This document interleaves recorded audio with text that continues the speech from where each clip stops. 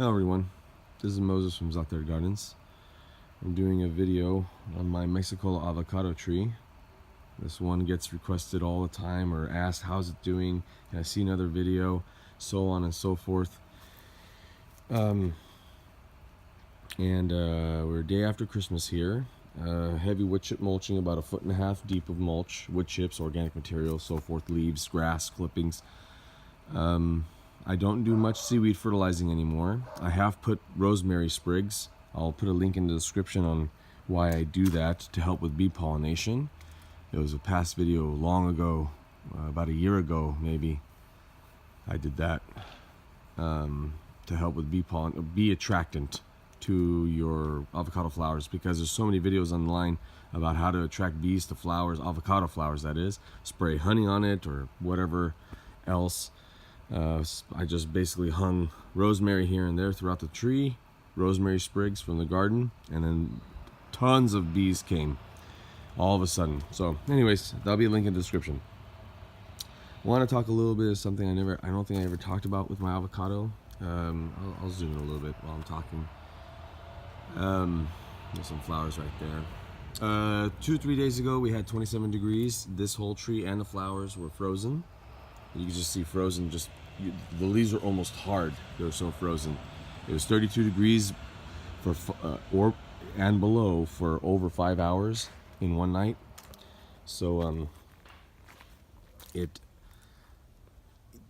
I mean, obviously, you know, like a Haas or something like that, it's not going to make it. But the Mexicola or the Mexican varieties can take it, especially if you put wood chip mulching and really have a healthy start for these trees when they're young. Speaking of that, I planted this October 2015. Today is December 26, 2017.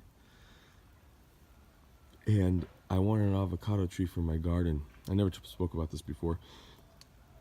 And there was only one left in a local nursery, and no other nurseries had the Mexicola variety. I wanted a Mexicola, which I'm glad I chose. It's a great tasting fruit. Had the fruit this year off of it. And it was the only one left, the only avocado, nothing else. No Fuerte, no Haas, no nothing. It was just one Mexicola.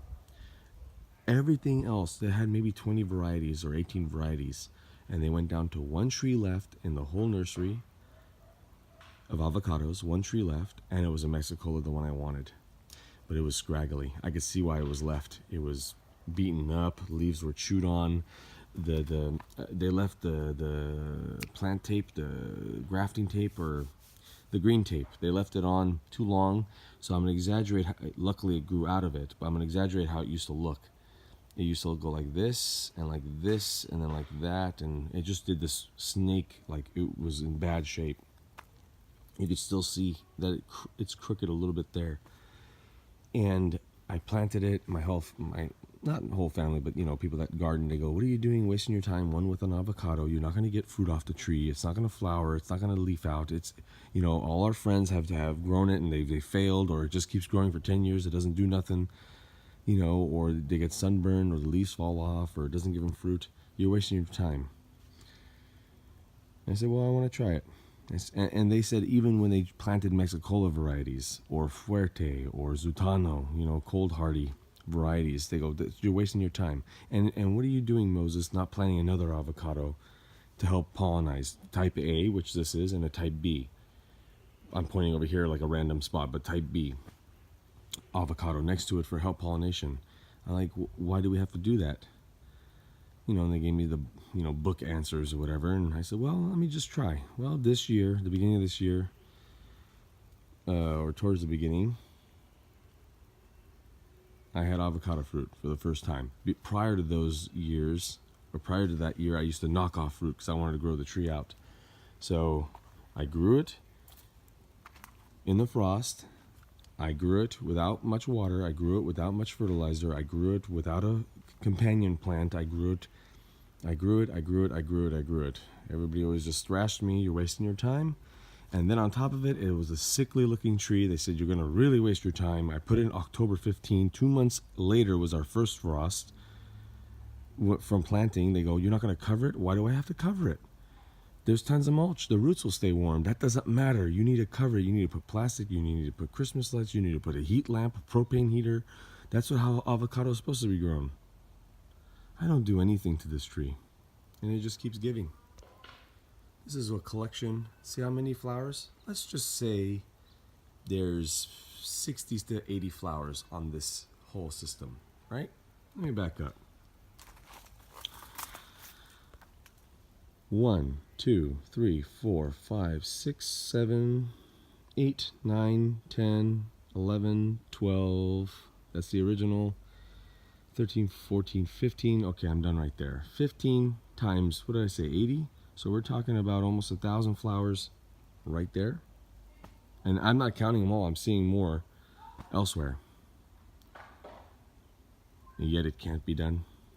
And I know there's some of you have commented. They go, who told you it can't be done, Moses?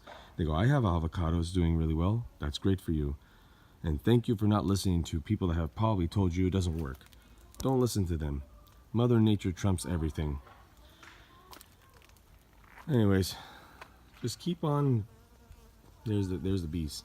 So I put avocados in here. So before this never happened. Before that never happened. And just before this video, there's about 3 or 4 bees were on this tree. So it never happened. Anyways, I don't want to keep going. Anyways, I'll back up. It's about almost 10 feet tall now. You can see how tall it gets.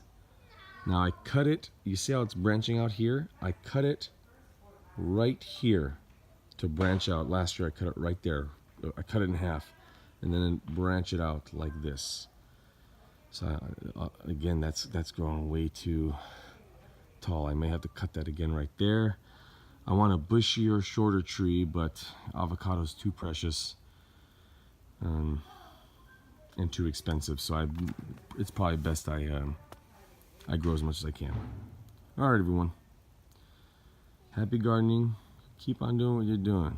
If someone tells you it can't be done, that gives you all the more reason to do it. Bye, everyone.